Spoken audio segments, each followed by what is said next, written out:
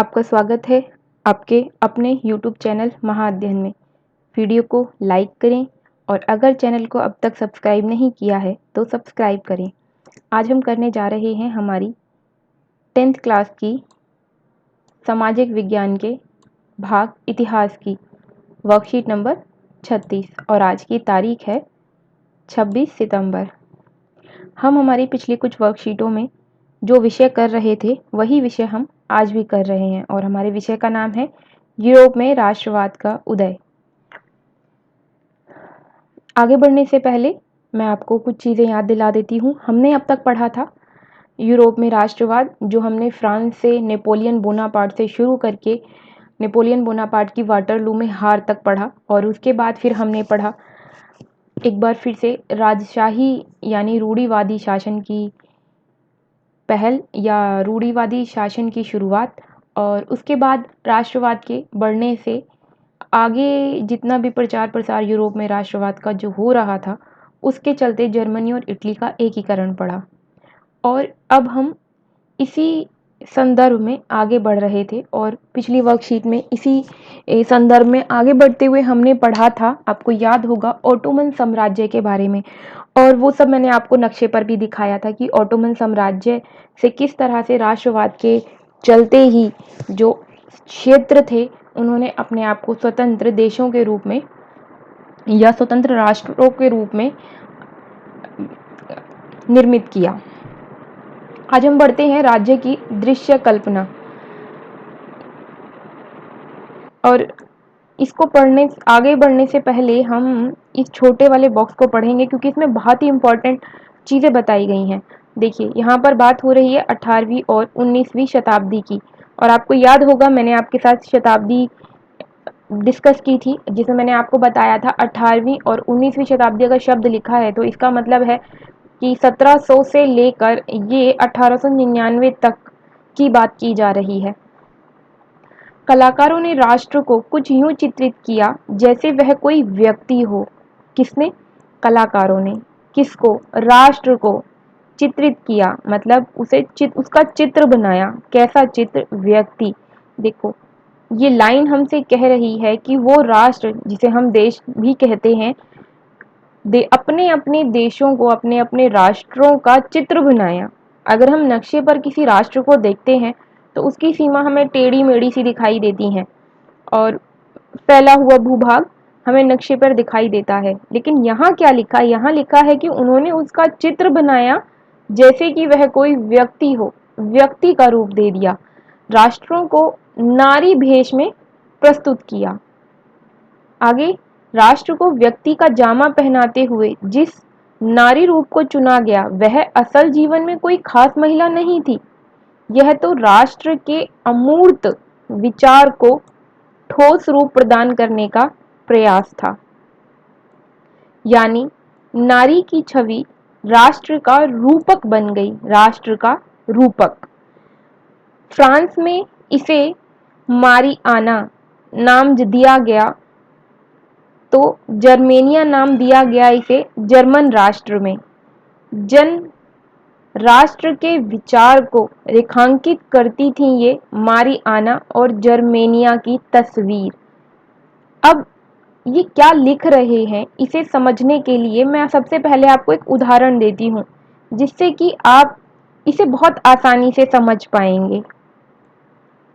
आपको याद ही होगा हम बहुत सारे राष्ट्रभक्ति के गीत गाते हैं, बहुत सारी फिल्में देखते हैं जो हमारी राष्ट्रभक्ति से जुड़ी हुई होती हैं और बहुत सारे हम जैसे एनुअल फंक्शन पर भी प्रोग्राम करते हैं और ऐसी बहुत सारी चीज़ें देखी होंगी जिसमें भारत को माता कहकर बुलाकर और हम भारत माता की जगह पर एक लड़की को या एक स्त्री को प्रस्तुत करते हैं और उसे एक तिरंगे जैसी साड़ी पहनाते हैं जिसमें हमारे तिरंगे के रंग हो सकते हैं या उसे मिलता जुलता कोई वस्त्र उन्हें उसे पहनाते हैं। स्पेशली वो वाइट होता है ज़्यादातर और उसमें हम हमारे झंडे के बाकी दोनों रंगों को किसी दूसरे तरीके से उसमें ऐड करके उसे भारत माता के रूप में दिखाते हैं। उनके हाथ में एक झंडा दिखाते हैं जिसमें उस स्त्री के हाथ में, और वो तिरंगा जो है वो हमारा राष्ट्र प्रतीक है, यानी हमारा राष्ट्रीय चिन्ह है।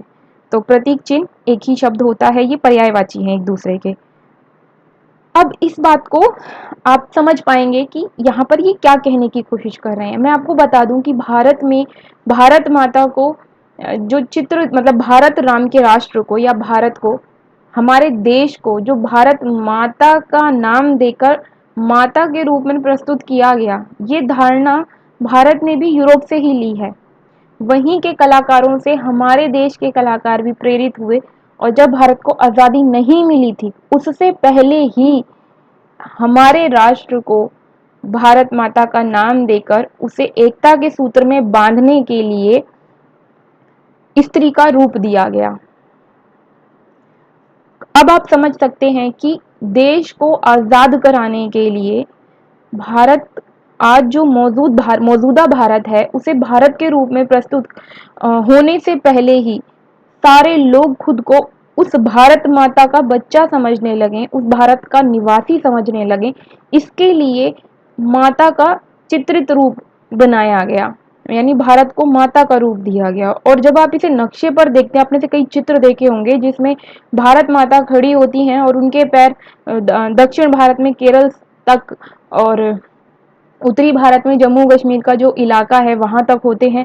उनका एक हाथ पूरा राजस्थान के एरिया पर होता है, तो दूसरा हाथ जो है वो अरुणाचल हिमालय प्रदेश में लहराते हुए तिरंगे को पकड़े हुए होता है। मतलब पूरे एरिया को कवर करने की कोशिश करती है वह माता का चित्र, जिसे हम भारत माता कहते हैं। अब इसी बात को आप यूरोप के राष्ट्रवाद के रूप में रखकर देखें। यूरोप में भी ये प्रक्रिया क्योंकि भारत से भी पहले शुरू हुई है, और ये विचार ही भारत में राष्ट्रवाद का, राष्ट्र को माता का रूप देना या महिला का रूप देना, क्योंकि ये यूरोप से ही आया है। तो अब आप समझ पाएंगे कि यहाँ पर इन्होंने ऐसा क्यों किया। कलाकारों ने अपने राष्ट्र को नारी का रूप दिया, और ये महिला कोई खास महिला नहीं थी, ये राष्ट्र है, अमूर्त है, जिसकी मूर्ति नहीं है, जिसको मूर्ति नहीं बनाया जा सकता। वास्तव में ये कोई है ही नहीं, ये सिर्फ एक विचार है, और इस अमूर्त विचार को ठोस रूप दे दिया गया, मतलब चित्र बना दिया गया। ये मान लिया गया कि ऐसा है, और यही नारी की छवि राष्ट्र का रूपक बन गई। अब आपको ये बात समझ में आ गई होगी। फ्रांस ने अपनी जिस देवी की, या ये कहें कि अपने अपने राष्ट्र की जो देवी बनाई, उसको उन्होंने मारियाना नाम दिया, और जर्मन राष्ट्र ने यानी जर्मनी ने उसे जर्मेनिया का नाम दिया, जैसे भारत ने उसे भारत माता का नाम दिया है। अच्छा, भारत एशिया का एक देश है, और यूरोप महाद्वीप की हम बात कर रहे हैं। मिक्स बिल्कुल भी मत कीजिएगा, अलग अलग रखिएगा चीज़ों को। हम एशिया महाद्वीप में रहते हैं और बात कर रहे हैं यूरोप महाद्वीप की। चलिए आगे बढ़ते हैं। अब हम पढ़ने जा रहे हैं फ्रैंकफर्ट की संधि। अब तक हम जो कुछ भी पढ़ रहे हैं कि एकीकरण हो रहा है, क्रांति हो रही है, राष्ट्रवाद फैल रहा है, इन सभी चीज़ों में महिलाओं ने बढ़ चढ़कर भूमिका निभाई थी, इस बात को ध्यान रखिएगा। लेकिन महिलाओं के योगदान के बारे में हम पढ़ें उससे पहले हम पहले फ्रैंकफर्ट संधि के बारे में पढ़ लेते हैं। जर्मन इलाकों में बड़ी संख्या में राजनीतिक संगठनों ने फ्रैंकफर्ट शहर में मिलकर सर्व जर्मन नेशनल असेंबली के पक्ष में मतदान का फैसला किया। देखो यहाँ पर लिखा है कि जितने भी राजनीतिक संगठन थे उन्होंने एक मीटिंग की फ्रैंकफर्ट शहर में, और जो संसद है, जिसे संसद को फ्रैंकफर्ट संसद के नाम से यहाँ पर पुकारा जा रहा है, एक सर्व जर्मन नेशनल असेंबली मतलब पूरे जर्मन की असेंबली हुई, मीटिंग हुई, और उस मीटिंग में सबने भाग लिया। और यहाँ पर जो वोटिंग हुई, मतदान हुआ, वो मतदान किसके फेवर में आया, उसका नाम है ये सर्व जर्मन नेशनल असेंबली। 18 मई 1848 को 831 निर्वाचित प्रतिनिधियों ने एक सजे धजे जुलूस में जाकर फ्रैंकफर्ट संसद में अपना स्थान लिया। मतलब वोटिंग हो गई, वोटिंग होने के बाद ये 831 प्रतिनिधि चुन लिए गए, और उन्होंने सजे धजे रूप में मतलब जुलूस के साथ खूब, मतलब अगर हम ये कहें कि खूब शोर शराबे या उत्सव के साथ संसद में जाकर अपना स्थान लिया। और ये संसद कहाँ है, फ्रैंकफर्ट नाम की जगह पर है। तो ये जर्मनी की एक जगह का नाम है, शहर का नाम है। जैसे हमारे यहाँ अगर हम कहें दिल्ली शहर का नाम है, दिल्ली एक राज्य भी है, केंद्र शासित प्रदेश। फ्रैंकफर्ट जो है उसी तरह से एक शहर है। आगे बढ़ते हैं। यह संसद सेंट पॉल चर्च में आयोजित हुई थी। जगह का नाम दिया हुआ है, साथ में उसमें भी चर्च का नाम भी दिया हुआ है। उन्होंने एक जर्मन राष्ट्र के लिए एक संविधान का प्रारूप तैयार किया।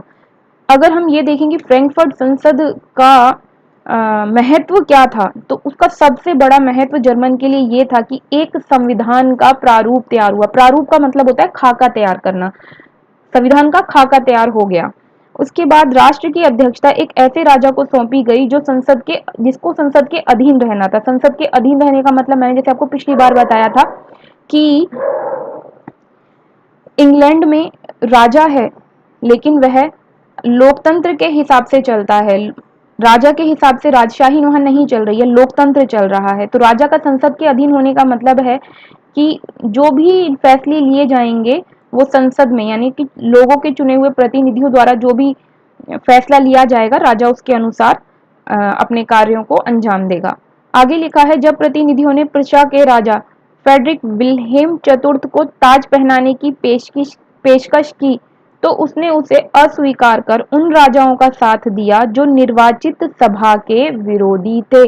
देखो यहाँ पर एक बहुत ही महत्वपूर्ण बात लिखी है कि प्रशा का जो राजा है फ्रेडरिक विल्हेम चतुर्थ, उसने ताज को पहनने से मना कर दिया। यानी कि जो लोगों ने आम लोगों ने 831 प्रतिनिधियों को चुना जो संसद में जाकर अपना स्थान ले रहे हैं, संविधान का खाका जिन्होंने तैयार कर लिया है कि अब जो है लोगों के हिसाब से, संसद के हिसाब से शासन किया जाएगा और राजा को संसद के अधीन रहना होगा। और राजा कौन बनेगा? राजा बनेगा प्रशा का राजा फ्रेडरिक विल्हेम चतुर्थ। तो फ्रेडरिक विल्हेम चतुर्थ को यह मंजूर नहीं था कि वो संसद के अधीन रहे और संसद के अनुसार उसे काम करना पड़े। मतलब वो अपनी अपनी चलाना चाहता है, रूढ़िवादी शासन को रखना चाहता है, और इसी वजह से उसने ताज पहनने से मना कर दिया और उसने उन लोगों का साथ दिया जो ये लोगों द्वारा निर्वाचित प्रतिनिधियों ने की संसद बनी थी। 831 निर्वाचित प्रतिनिधियों की संसद बनी, हमने देखा ना। उनके उनके जो खिलाफ थे उन लोगों का साथ दिया, निर्वाचित सभा के विरोधी थे उन लोगों का राजा ने साथ दिया। यानी कि संसद के लिए जो लोग चुनकर आए थे वो एक तरफ, राजा और उनके विरोधी दूसरी तरफ। तो कुल मिलाकर संसद का, इस फ्रैंकफर्ट संसद का क्या महत्व, ये किस तरह से महत्वपूर्ण साबित हुई? महत्वपूर्ण साबित हुई कि लोगों का चुनाव हुआ और संविधान का प्रारूप तैयार हुआ। अब आगे बढ़ते हैं। यहाँ पर कहा गया है कि जहां कुलीन वर्ग और सेना का विरोध बढ़ गया, वहीं संसद का सामाजिक आधार कमजोर हो गया। संसद में मध्य वर्गों का प्रभाव अधिक था, जिन्होंने मजदूरों और कारीगरों की मांग का विरोध किया, जिससे वे उनका समर्थन खो बैठे। अंत में सैनिकों को बुलाया गया और असेंबली भंग होने पर मजबूर हुई। देखिए यहाँ पर जो बातें बताई गई हैं, हो सकता है कि सारा आपके दिमाग में मिक्स हो जाए, इसे अलग अलग कर लेते हैं। इन्होंने क्या क्या बताया? इन्होंने सबसे पहले हमें बताया कि आम लोगों ने 831 लोगों को चुना। जो लोग चुने गए उन्होंने उनसे मिलकर संसद का निर्माण हुआ। संसद ने ये तय किया कि एक संविधान बनाया जाना चाहिए और उन्होंने ये तय किया कि प्रशा के राजा फ्रेडरिक विल्हेम को हम अपना राजा स्वीकार करेंगे। लेकिन राजा ने संसद के अधीन रहना अस्वीकार कर दिया और उसने उन लोगों का साथ दिया जो इन चुने हुए प्रतिनिधियों के खिलाफ थे। जो लोग चुनकर आए थे वो लोग मध्य वर्गीय लोग थे। आपको याद होगा, आपने 9वीं कक्षा में पढ़ा था 3 एस्टेट, प्रथम एस्टेट, द्वितीय एस्टेट और तृतीय एस्टेट, याद होगा ही आपको। और वहीं पर आपने ये मध्य वर्ग और कुलीन वर्ग भी पढ़े थे। हमने पढ़ा था कि तृतीय स्टेट में तृतीय वर्ग जो था उसमें कुछ शिक्षित लोग भी थे और ज्यादातर बाकी सभी वो लोग थे जो मजदूर थे, कारीगर थे, कृषक थे, गरीब कृषक, भूमिहीन कृषक थे। तो सबसे बड़ा जो क्षेत्र है, या ये कहें कि सबसे ज्यादा जो जनसंख्या है वो इसी तृतीय स्टेट की है। और जो संसद में लोग चुनकर आए थे वो मध्य वर्ग के थे। मध्य वर्ग के लोग जो संसद में चुनकर आए थे उन्होंने मजदूरों और कारीगरों की मांग का विरोध कर दिया। और जब मजदूरों और कारीगरों की मांग का विरोध हो गया तो फिर वो उन्हें अपना अपना प्रतिनिधि क्यों मानेंगे? इंसान उसे अपना प्रतिनिधि मानता है जिससे वो उम्मीद करता है कि हमारी मांगों को पूरा करवाएगा। तो जब मध्य वर्ग के इन चुने हुए लोगों ने मजदूरों और कारीगरों की मांग का विरोध कर दिया, तो इन्होंने भी अपना समर्थन वापस ले लिया। किन्होंने? ये तृतीय स्टेट के जो लोग हैं, मजदूर, कारीगर वगैरह, जिसकी वजह से संसद में ये जो लोग महत्वपूर्ण लोग थे, इन्होंने समर्थन खो दिया। समर्थन खोने का मतलब है कि जिन लोगों ने इन्हें वोट करके समर्थन दिया, उन्होंने अपना समर्थन वापस ले लिया। और इसी तरह वो लोग कमजोर हो गए, क्योंकि उनके पीछे समर्थन नहीं रहा तो ताकत नहीं रही। जनता की ताकत होती है, जब वो जनता ही उनके पीछे नहीं है तो उनके पास ताकत भी नहीं रही। और इस तरह से एट द एंड सैनिकों को बुलाकर असेंबली को भंग कर दिया गया। मैं उम्मीद करती हूँ आपको अब ये बात समझ में आ गई होगी कि फ्रैंकफर्ट संसद क्या थी और उसका क्या महत्व रहा। अब हम पढ़ रहे हैं राष्ट्रवाद के उदय में महिलाओं का योगदान। महिलाओं ने बढ़ चढ़कर भाग लिया, और इसके बारे में कुछ बातें मैंने आपको फ्रांस के संदर्भ में भी बताई थी कि महिलाओं ने कंधे से कंधा मिलाकर हर तरीके के आंदोलन में भाग लिया और हर राष्ट्रवाद से जुड़े हुए कार्य में भाग लिया और अपनी पूरी भूमिका अदा की। उन्होंने राजनीतिक संगठनों का न केवल निर्माण किया, बल्कि उनका संचालन भी किया, नेतृत्व भी किया। उन्होंने समाचार पत्रों का प्रकाशन किया, और न केवल समाचार पत्रों, पत्रिकाएं निकाली, साप्ताहिक पत्र होते हैं, मासिक पत्र होते हैं, वो सब भी निकाले, आर्टिकल, लेख भी लिखती थी वो इसके लिए। इसके अलावा उन्होंने वोट के अधिकार के लिए हर संभव संघर्ष किया, हर संभव संघर्ष, कि उन्हें वोट का अधिकार मिल जाए। जो महिलाएं एकीकरण में महत्वपूर्ण भूमिका निभा रही हैं, लोकतंत्र को स्थापित करने में महत्वपूर्ण भूमिका निभा रही हैं, राष्ट्रवाद में महत्वपूर्ण भूमिका निभा रही हैं, उन महिलाओं के संघर्ष के बदले में हमें वोट देने का अधिकार भी नहीं मिला था। और उन्होंने ये वोट के अधिकार को पाने के लिए बहुत कोशिश की, और अंत में जाके उन्हें ये प्राप्त भी हुआ। इसके बाद राजनीतिक बैठकों तथा प्रदर्शनों में हिस्सा लेना, अभी अभी हमने ये बात ही की कि उन्होंने संगठनों का भी निर्माण किया, और राजनीतिक जितनी भी कार्यविधियां होती थी उन्होंने उनमें भी बढ़ चढ़कर भाग लिया। जितने जो आंदोलन हुए, प्रदर्शन हुए, उन्होंने उसमें भी हिस्सा लिया। इसी के साथ मैं आपको और एक महत्वपूर्ण बात बताती हूँ। अभी अभी हमने फ्रैंकफर्ट संसद के बारे में पढ़ा। मैं आपको बता दूं कि जब ये संसद में प्रतिनिधि चुनकर गए थे, तो संसद में महिलाएं, संसद की जो कार्यवाही होनी थी, जो भी क्रियाविधि वहां पर चलनी थी, वो उसे देखना चाहती थी।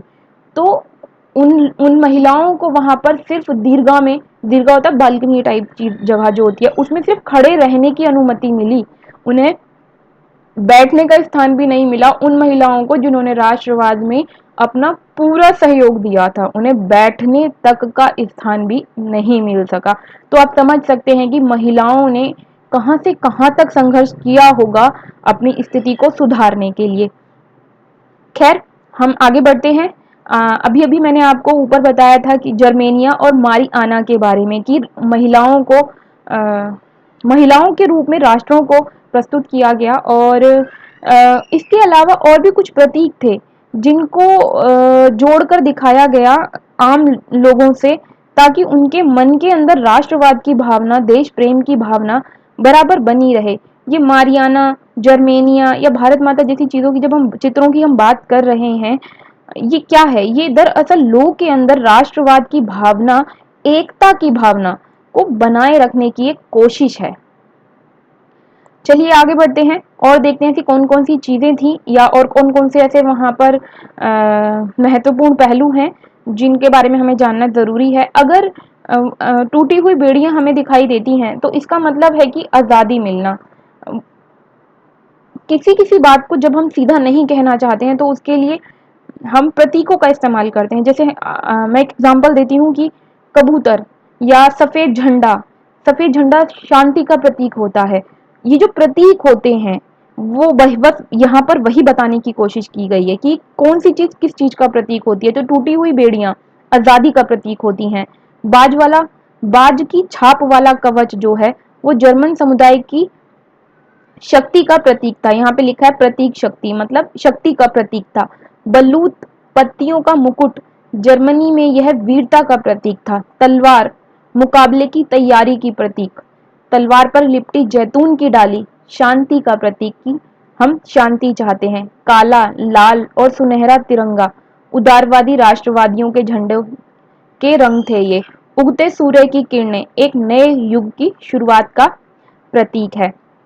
इसके अलावा मैं आपको बता दूं जर्मेनिया और मारियाना के बारे में कि आप ज़रूर अपनी किताब उठाकर एक बार राष्ट्रवाद के चैप्टर को खोलकर देखिएगा, आपको मारियाना और जर्मेनिया दोनों की पिक्चर्स वहाँ पर मिलेंगी और आप देखेंगे कि किस तरह से उनके मुकुट में बलूत के पत्ते लगे हुए हैं और वो वीरता का प्रतीक है। और इस तरह की मूर्तियों को न सिर्फ चौराहों पर बनाकर खड़ा किया गया, न कि सिर्फ चित्र ही नहीं, मूर्तियों के रूप में भी प्रस्तुत किया गया, और ताकि लोग उससे देखें और उनके मन में एकता की भाव और राष्ट्रवाद की भावना बनी रहे।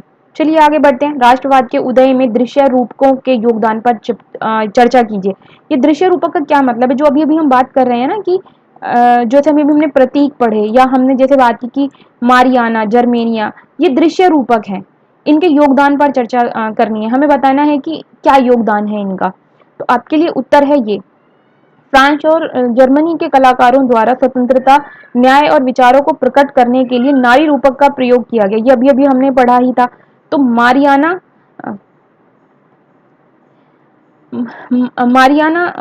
जन्म राष्ट्रीयता के विचारों को रेखांकित करती है। इसके चिन्ह भी स्वतंत्रता और गणतंत्र के थे।